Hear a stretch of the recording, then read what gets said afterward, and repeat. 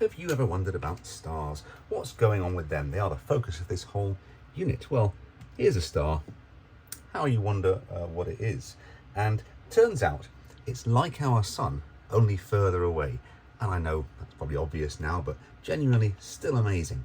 Those stars out there, a few thousand we can see without a telescope, they're like our sun, but further away. And how much further away they must be. There's a lot about them coming up in D1 and D3, but let's just figure out what we need to know for D1 first of all, just the basics. So, perhaps the main part of the star there is the core. What qualifies it as a star as it's forming? It gets denser and denser, hotter and hotter. What qualifies as a star? If it fuses. It does nuclear fusion. Mostly, it does hydrogen to helium. Lots more about that coming up. But just for now, it would have to be 2 hydrogen atoms to helium, which basically means protons, doesn't it? Just 2 protons swirling around. It's a plasma. A plasma is a state of matter so hot that the protons and electrons are separated. There's no atoms anymore. So it's protons buzzing around, little hydrogen atoms, and electrons buzzing around. So it does fusion. It ignites. If it becomes a star, it has to ignite first, then it qualifies as a star, and it's in its main sequence. Main sequence might go on for typically 10 billion years. But there's lots of different kinds of star you'll learn all about in D2. So it's fusing there, it's making energy. Lots and lots of energy. So it's in what we call hydrostatic equilibrium. Hydrostatic sounds like it should be about water, but it's not, it's about hydrogen. Hydrostatic equilibrium. Mostly it's made of hydrogen. The universe is mostly hydrogen.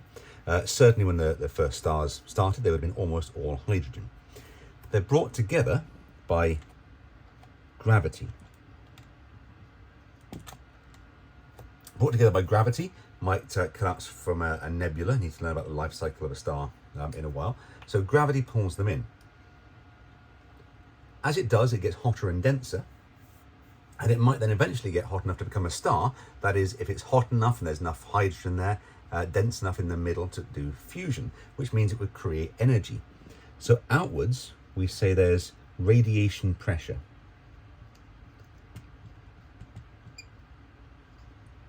Radiation pressure, and the two balance out, and they keep doing that for the entire main sequence.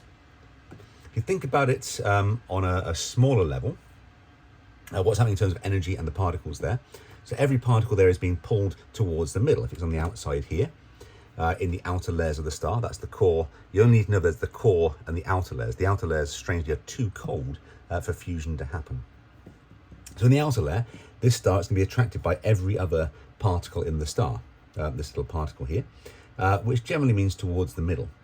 So gravity will pull it in. Generally the denser stuff will end up towards the middle, but it's all being sort of swirled around in there. It's also getting energy. The energy is being sent out, radiated out from the middle, and there's some convection going on here as well. The energy is being sent out, which would give it more energy, which generally makes it expand, like a gas would expand. So radiation pressure pushing it out. Strictly speaking, it's when a particle gets to the middle, it's just given more energy as it goes through. Might just receive some radiation, which means it would come out a little bit faster than it went in. So that propels it towards the outside, because even if you gave it more energy here, it would go towards the middle and then out the other side. So it comes out with more energy, it tries to escape, but then gravity pulls it in. So you can think as it goes from the outside, it has GPE, changes that GPE to KE, gets more KE from the radiation, so it would come out faster and therefore try to escape, but then gravity pulls it in. So that's what's happening in a star.